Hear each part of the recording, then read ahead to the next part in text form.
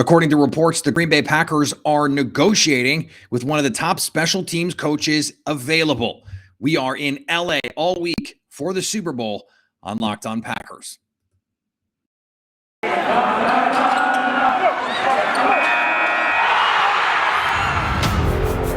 You are Locked On Packers, your daily Green Bay Packers podcast. Part of the Locked On Podcast Network, your team every day.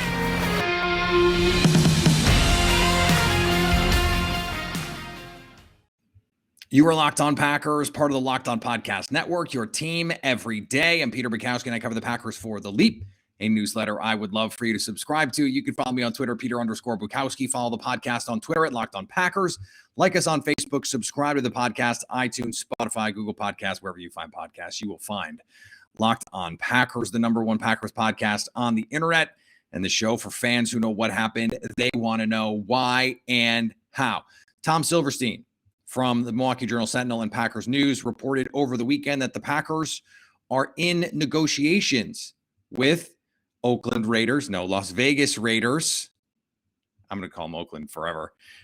Interim head coach and former special teams coach, Rich Bisaccia. And this would be a pretty momentous hire, to say the least. The reason where we are right now is important, though, is if you go back to 2019, when the Packers put this staff together, when Matt LaFleur put his staff together, the Packers were interested in hiring Darren Rizzi, who had been a special teams stalwart. And it's hard to say all-star because we're still talking about special teams, but John Harbaugh got a head coaching job off being a special teams coach. And guess what? He led the Ravens to a Super Bowl. Rich was a beloved coach in Las Vegas. And so this would be a big deal. This is also another moment where the Packers have had to find someone new. 2019, with Darren Rizzi, the reports are that they didn't want to open up the wallet. And we don't know fully what the situation was around that. There has been a lot of speculation and conjecture around what happened there, and thoughts that it wasn't just the money. There could have been these other extenuating circumstances. He didn't want to be in Green Bay. He wanted to be somewhere warm. We don't know. It doesn't matter. The perception is that Green Bay cheaped out. That's the perception of how that was handled.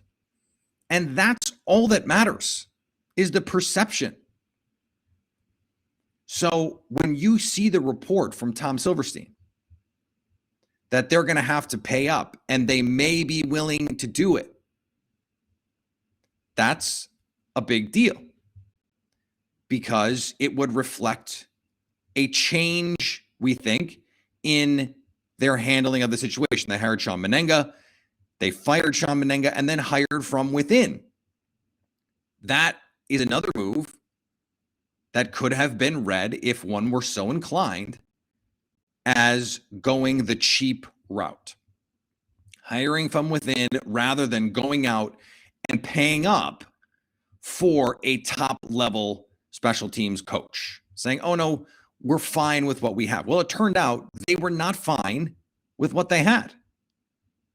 This was one of the worst special teams playoff games of recent memory. This was the worst special teams group in the league. We don't have to go back through all of the lists and say, okay, this is how bad this team was. We know they were so bad their coach got fired again. And so for the Packers, if this is the guy that you want, and again, this is just the reported situation per Tom Silverstein, and Tom Silverstein has been all over the reporting of this situation. When he reports something, you should be standing up and taking notice of what he's reporting. He's not reporting it if it's not rock solid. So that means that Green Bay has interest. Bisaccia has interest. They're going to try and figure this out, but it's going to cost money because he was an interim coach who was given the opportunity to interview for the head coach for the Raiders, a job that ultimately went to Josh McDaniels. Well, the players loved him. Loved him. They were, according to what we're hearing from Las Vegas, the players were mad that Bisaccia was not given a better chance or any chance to be the next head coach, to be the legitimate head coach. Now, this is often something that happens with interim head coaches. You have a bad situation. What John Gruden put this team through, it was, I'm sure, mentally taxing for all those players, emotionally draining for all those players. And this is a beloved coach.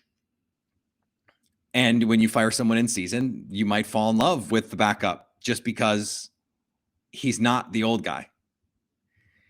And it seems like maybe there's some of that here, but he has long been a respected, trusted coach. The Raiders had other guys on that staff with head coaching experience that they could have elevated.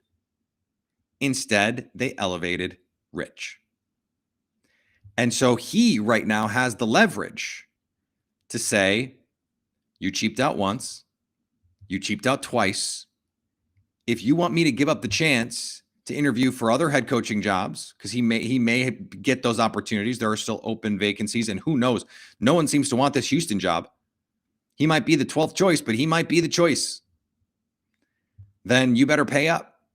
And how about an assistant head coach title? Something like that. Remember, there's no salary cap on coaching.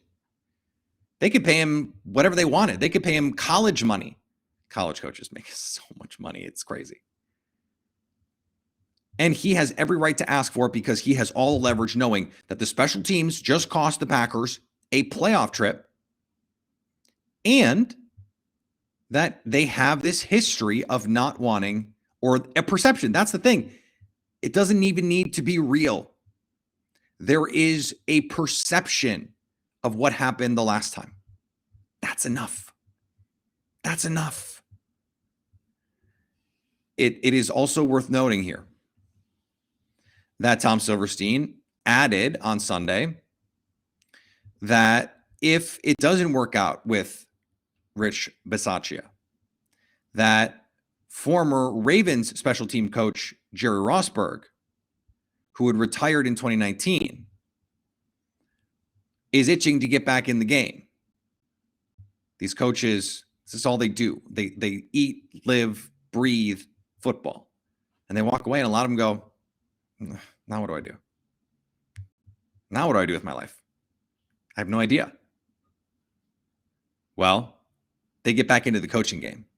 And it is interesting that this is also coming from Spoon. That he is the guy reporting all of this. Is it leverage from the Packers side? Maybe.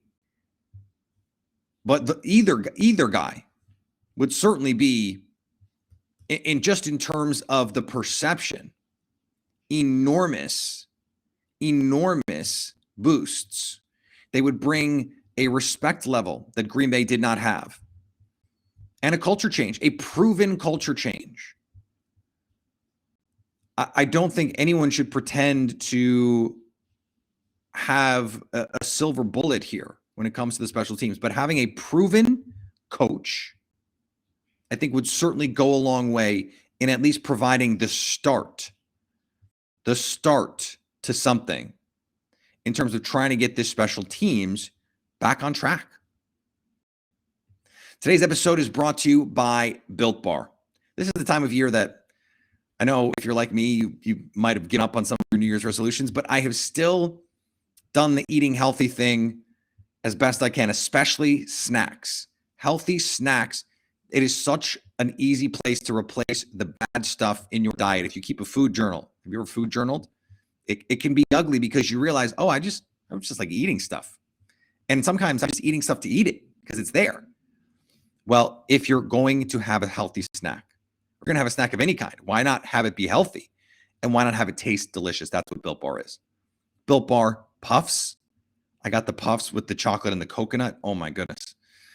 It is protein-infused marshmallow. I mean, this is space stuff, guys. We're living in Back to the Future. That's wild. Covered in 100% chocolate, and yet tastes delicious, high in protein, high in fiber, low in net carbs, low in sugar, low in calories. What more can you ask for in a food?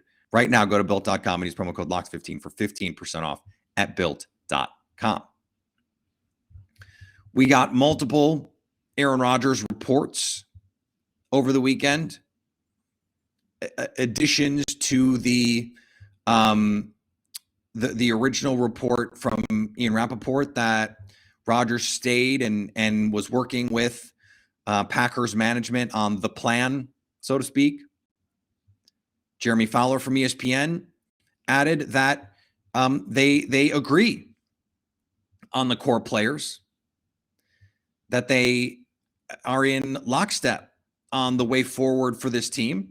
Presumably that means guys like Devondre Campbell, Russell Douglas, Devontae Adams. Now, the question is Russ Ball. What can he do?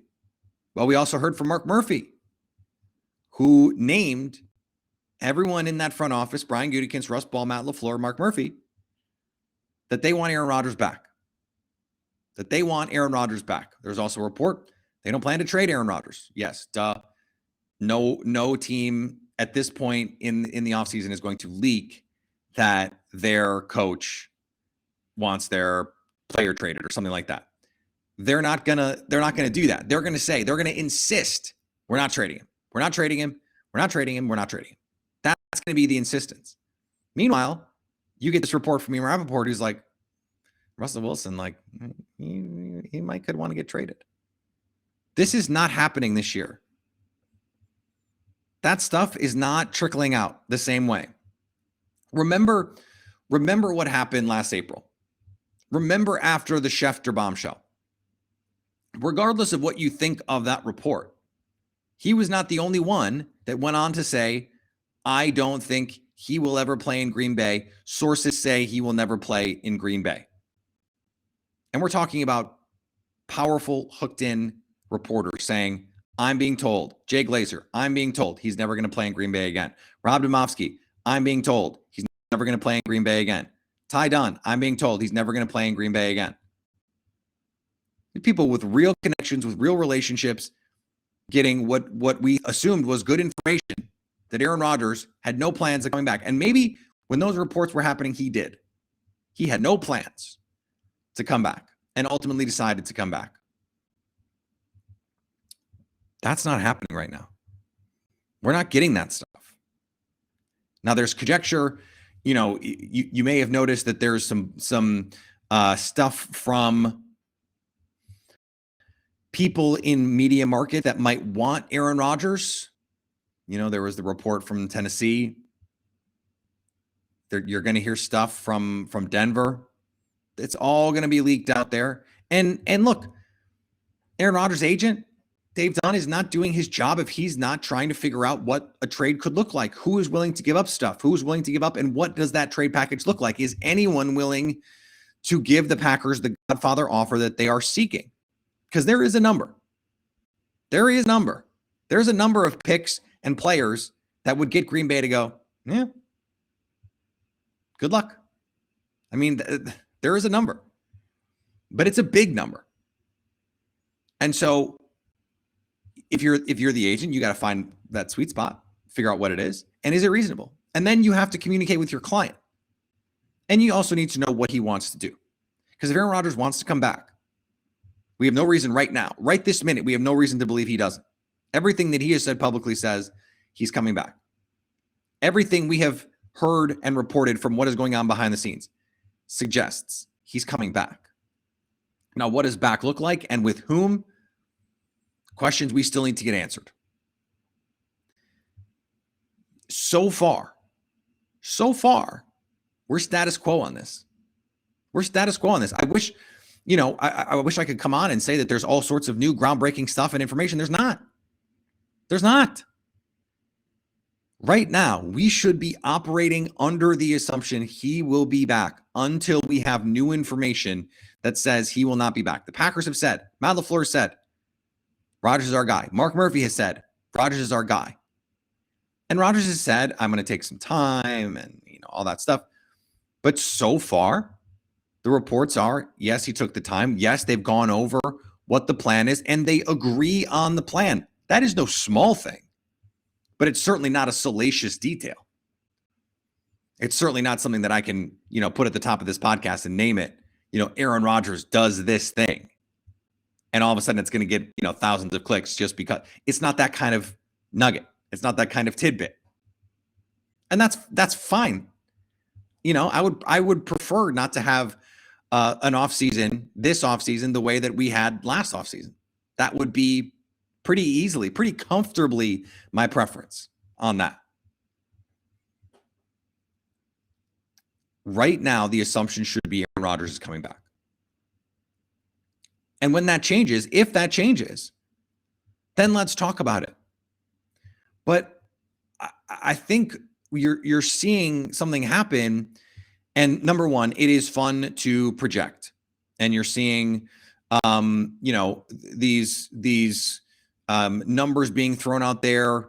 Bookmakers are creating odds for who the next Broncos quarterback is going to be, and Rodgers is the favorite. And it's like, well, part of that is we just don't know. Like, what is the future of Teddy Bridgewater? What is the future of Drew Lock? It's just easier to put a star's name out there and put him at the top of the odds and sucker people into giving up minus odds for Aaron Rodgers to be the next quarterback. Like, that's dumb. Don't do that. Don't waste your money on that, please. It lends itself to speculation and conjecture and headline seeking. And I heard from the stuff that we got last year, the Facebook post about the cleaning service or the country club dues, that kind of stuff. And I love that I see so mmany Packer fans on Twitter going, wait, I don't want to hear. No, don't report anything unless you're reporting on what his country club dues are. No, I need to know who's cleaning his house. That there are enough of you smart ones out there. My guess is most of you listen to this show that are going, this is all just silly. It is. It is. And we're going to have the combine soon. And that is agent Mecca. I mean, the Super Bowl is agent Super Bowl, but then the combine is really agent Super Bowl because that's when all the tampering starts. That's when all the deals are cut. And I think we'll come out of that with an understanding of who's really in this race, who's making the push. We know Denver's pushing hard. Doesn't seem like Vegas is pushing hard. Doesn't seem like a team like the Tennessee Titans, who could have been a dark horse, is going to move heaven and earth to get Rodgers. If it's just the Broncos, that might actually hurt the Broncos because they're not going to feel incentivized to up their offer. And they're going to go, well, what are we arguing about? No one else is pushing their chips in. We're going to know coming out of the combine who the teams are, what the price could be. And I don't think Aaron Rodgers should make a decision if he really isn't sure if he wants to come back. And maybe he is. Maybe he's 80% sure, 85% sure. He doesn't have to do anything right now. Why does he have to make any decisions right now? See what the Packers can do to shed money. See what the offers are going to be like. See what the options are. It's essentially like a new free agency, but it's a behind the scenes free agency. Okay. Who's going to pony up? What does that team look like? If the Broncos have to give up Jerry Jeudy and Pat Surtain, is that a better team than the current team that you have, even with a coach that you love? Have to make a decision on that. So there's no reason for him to push up his decision. Why? For what? He can decide when he has all the information.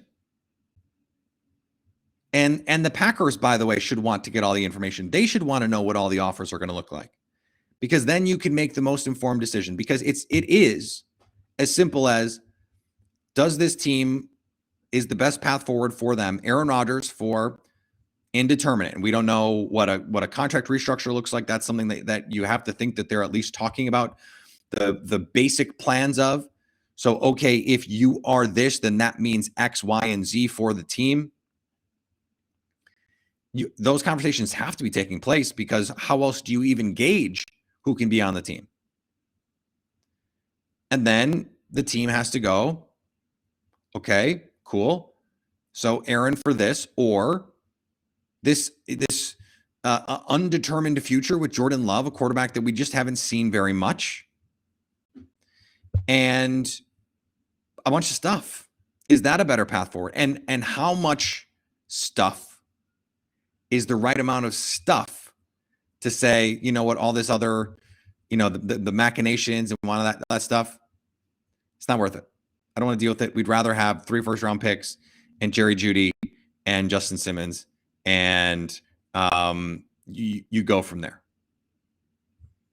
But you want all sides to have all the information, and then you come to and look, some fans are going to disagree. There are already fans that are going either you're back or GTFO. Totally fine. Totally reasonable position to be in my opinion. But not everyone's going to be there. Not everyone's going to be there, and that's okay too. So I don't think that is not the prudent way forward for the team. It cannot be either you're with us or against us mentality for the team, because they have to do what's best for this team, not only in 2022, but in 2023, 2024, 2025, and beyond. And you need to have all the information before you can do that. And again, the Packers, we talked about this all last off season. The Packers have the leverage in this situation. He's under contract. So is Devontae. Well, Devontae Adams is until, the new league year. But they can tag him if they want. So they have the cards here. How do they fall? We'll see. Today's episode is brought to you by Get Upside, an incredible app that you should be using if you buy gas, because you're just gonna go to the gas station and pay full price at the pump right now. Given what it costs to fill up your tank, I just spent a fortune filling up my tank. But you know what? You know how you can make it a little easier? Get cash back using Get Upside. And if you download Get Upside in the App Store, Google Play, use the promo code Touchdown. You'll get 25 cents per gallon or more on your first fill up. Cash back. Don't pay full price at the pump. It's crazy expensive. You can get your money back anytime. PayPal, e-gift card, Amazon, right into your bank account if that's what you want.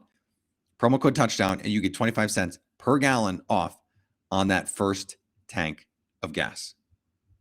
All right, we have a ton of content coming for you this week from Los Angeles. I am here. We are going to be at Radio Row all week.